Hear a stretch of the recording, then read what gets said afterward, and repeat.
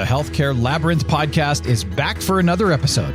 Join Marc S. Ryan, a veteran health plan and health technology executive, as he explores the world of healthcare. Welcome, everyone, to this edition of the Healthcare Labyrinth Podcast. My name is Marc Ryan, and thanks to everyone for listening in. President Trump made a major announcement recently on his, quote, great healthcare plan, end quote, his ideas for reforming the healthcare system. It came out as a TikTok video as well as a very short fact sheet from the White House.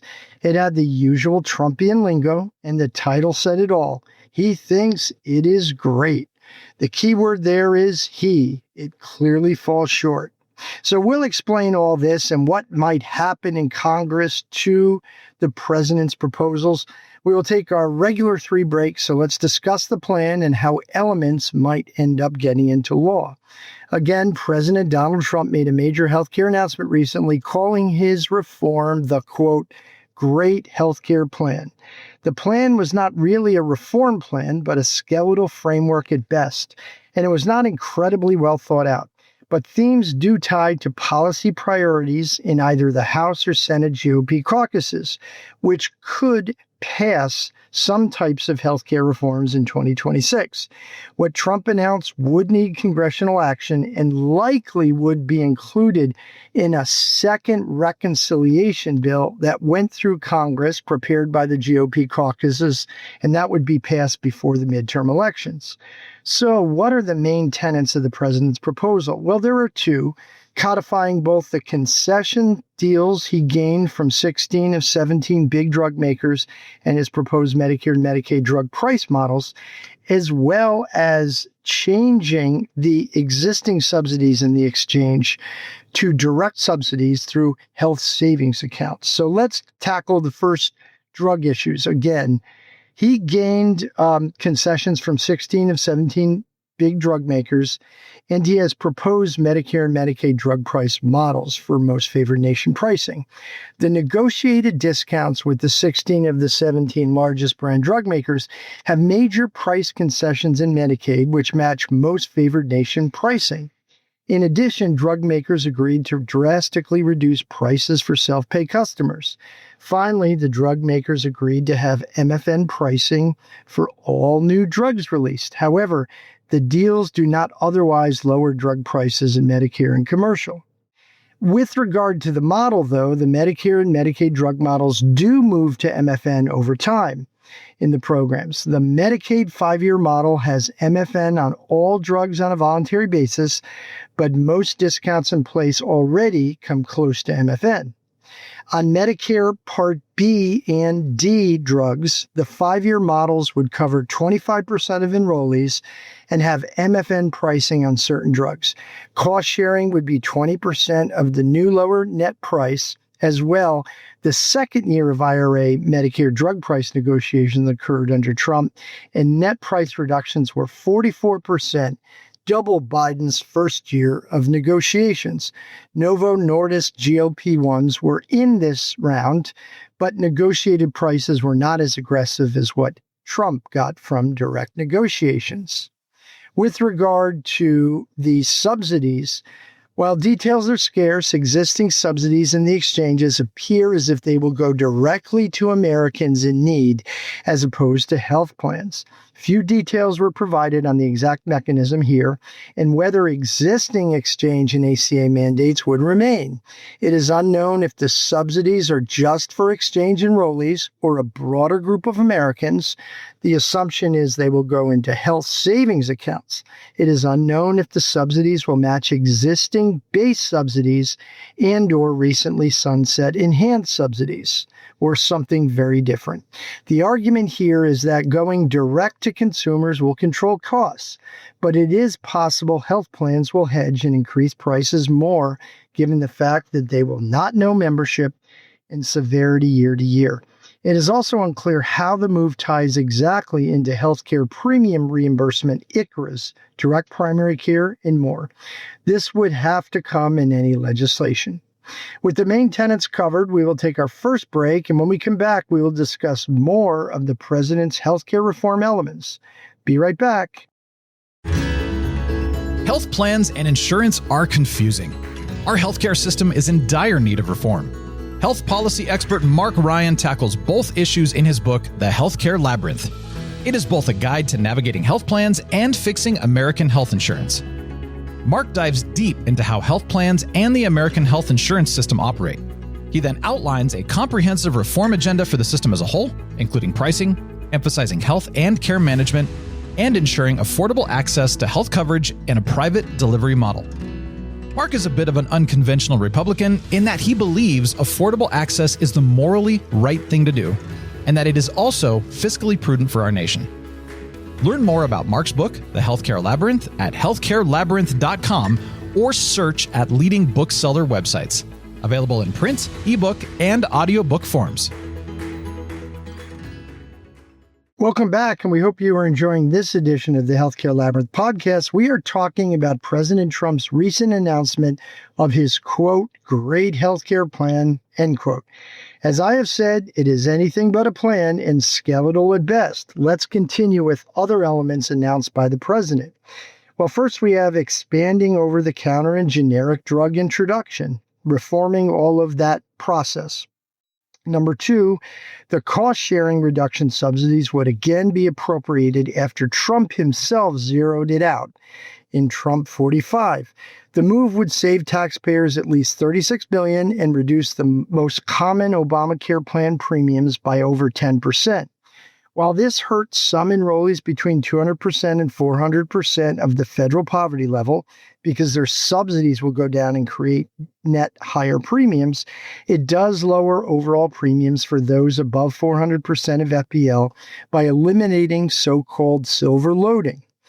Number three, the plan would, quote, end the kickbacks, end quote, from pharmacy benefits managers, PBMs, that are paid to what Trump calls the large brokerage middlemen, quote, that deceptively raise the cost of health insurance, end quote. This is a reference to big group purchasing organization, or GPO, buying firms, the largest owned by some of the biggest PBMs and vertically integrated health plans. Fourth, the plan also would expand insurer transparency, including on medical claims denials, claims payment, wait times, prices, and more. Fifth, insurers would need to provide rate and coverage comparisons upfront on their website in plain English to help consumers more easily shop for plans. And last, disclosure of medical loss ratios would also be mandated. How would all this get done? Well, the GOP caucuses in Congress would likely include some or all of the recommendations by Trump in a second reconciliation bill. The reconciliation process does not need 60 votes in the Senate, but there are some limits on what can and cannot be included in such measures if you're going to pass this bill on majority votes in each chamber. The House, the Republican Study Committee, the largest caucus of conservatives in the House, is working on a bill that is said to include the following and could be expanded. First, exchange subsidies would migrate from going to health plans in the exchange to health savings accounts. This mirrors Trump's proposal. Second, cost-sharing reduction subsidies in the exchange would be appropriated again, although that was ruled out of compliance with the Senate's Byrd Rule during the One Big Beautiful Bill Act passage in 2025. This proposal also mirrors Trump's proposal. Third, pharmacy benefit managers reform would be implemented just like Trump proposed. Fourth, penalties would be assessed on states that do not prohibit immigrants in the country illegally from enrolling in Medicaid. And last, other new regulations and cuts to Medicaid would also be included. With the House GOP ideas covered, we will take our second break, and when we come back, we will discuss where the Senate GOP might be. Be right back. Lilac Software is proud to work with the Healthcare Labyrinth website to educate people on the healthcare system. At Lilac, we believe transparency is so important in healthcare. The healthcare system is opaque, and Lilac is trying to bring clarity to data and unleash the best member care, reduce costs, and improve outcomes. Our cloud-native payer platform revolutionizes data insights and analytics. Plans have all the data they need, but in silos locked away in point solutions. At Lilac, we solve the data fragmentation problem and help plans turn complex data into actionable insights, leading to greater operating leverage, tight cost controls, and healthier members. Health plans can improve STAR scores, reduce medical expense, drive revenue, and more. Quite simply, with Lilac, you can drive better business and health outcomes. Learn more at lilacsoftware.com. Welcome back, and we hope you are enjoying this edition of the Healthcare Labyrinth Podcast. We're talking about President Trump's recent announcement of his, quote, great healthcare plan, end quote. As I have said, it is anything but a plan and skeletal at best. Let's continue with some of the ideas in the Senate GOP caucus. The Senate is working on a bipartisan compromise to extend the expired enhanced exchange premium subsidies. At one time, there was a 50-50 likelihood of an acceptable compromise, but those odds appear to be diminishing by the day, and this compromise may not happen, including because of GOP conservative opposition to extension and unwillingness of Democratic leaders to cede a political issue and compromise, and a row over abortion coverage in the exchanges. However, there are some elements that have been proposed to be included in the compromise bill that are informative as to where the Senate GOP may be on other healthcare reforms. And they tend to link up a bit with both President Trump's proposal as well as the House proposal we just talked about. First, there is anti-fraud and enrollment protections above and beyond those in the One Big Beautiful Bill Act to address rather legitimate concerns regarding improper enrollment. Many of the One Big Beautiful Bill Act reforms tackling phantom enrollment were indeed legitimate, something Democrats unreasonably cast aside. Some wonder if the fact that enrollment has held up reasonably well so far in the exchanges is a signal that the phantom enrollees remain on health plan rosters. Second, appropriating cost-sharing subsidies again, both in the Trump and the GOP proposed bill. Third, further expansion of employer coverage reimbursement known as ICHRAs. This allows smaller employers to essentially subsidize the purchase of individual coverage by employees. Fourth, expansion of health savings accounts and individual options. We've heard this before. And fifth, some expansion of alternative coverage, including association health plans, limited duration plans, direct primary care, and more. In addition to the compromise bill that could include Trump's proposals, other lawmakers have proposed expansion of HSAs, including Health Chairman Bill Cassidy, Republican of Louisiana, and Rick Scott, Republican of Florida. The HSA options could go from the small to the large. As an example, the Senate compromise bill dovetails with something proposed by Cassidy, where the subsidy enhancement monies that expired would be directed in part to HSAs and only available to exchange enrollees. The compromise framework might introduce the option to receive a subsidy through an HSA, unknown if both the base and enhanced portion would be included, beginning in 2027. Other proposals would remove direct premium subsidies to health plans altogether and fund HSAs more broadly for those in need. A proposal by Scott would allow states to seek a waiver to allow exchange subsidy dollars to be used even for non-ACA compliant coverage that sets higher premiums for people with pre-existing conditions. With that, we will take our last break, and when we come back, I will have some concluding thoughts. Be right back. The Healthcare Labyrinth is no ordinary website. It features news and commentary from one of the nation's leading healthcare policy and technology experts. Marc Ryan combs the internet for the latest healthcare news and publishes a news feed each weekday with summations and Marc's insights. Twice a week, Marc publishes a blog to go deep into a current issue. And of course, Marc hosts a podcast each week to delve even further. All of this is available at healthcarelabyrinth.com. Visit each day for the latest happenings in healthcare. As well, learn more about Marc's book, The Healthcare Labyrinth, at the website. That's healthcarelabyrinth.com, your go-to source for healthcare news. Welcome back, and we hope you are enjoying this edition of the Healthcare Labyrinth Podcast. We're talking about President Trump's recent announcement of his, quote, great healthcare plan, end quote.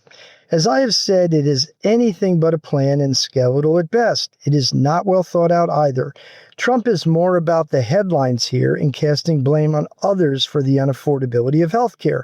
The proposals overall do little to fundamentally change costs in the system, with one exception. President Trump does deserve a great deal of credit on drug price reform. Those changes are meaningful, but I do hope he goes farther and tackles commercial and employer prices as well. Otherwise, as I have said, the framework does not tackle the true reason for a lack of affordability: price in the marketplace. HSAs will not fix that. While some alternatives are emerging that HSAs can be used for and help Americans, there is an argument that greater HSA penetration could also unsettle exchange coverage and to some smaller degree employer coverage. While expansion of HSAs is not a bad thing overall, depending on what is being done, it could certainly impact enrollment and the risk of members in the exchanges. The exchanges could become even more adverse, and we could see what actuaries call a death spiral in rates. With that, we will conclude this edition of the Healthcare Labyrinth Podcast. See you next week. Take care. Thanks for joining Mark and the Healthcare Labyrinth Podcast. Go to healthcarelabyrinth.com each day for the latest healthcare news. See you next week on the next Healthcare Labyrinth Podcast.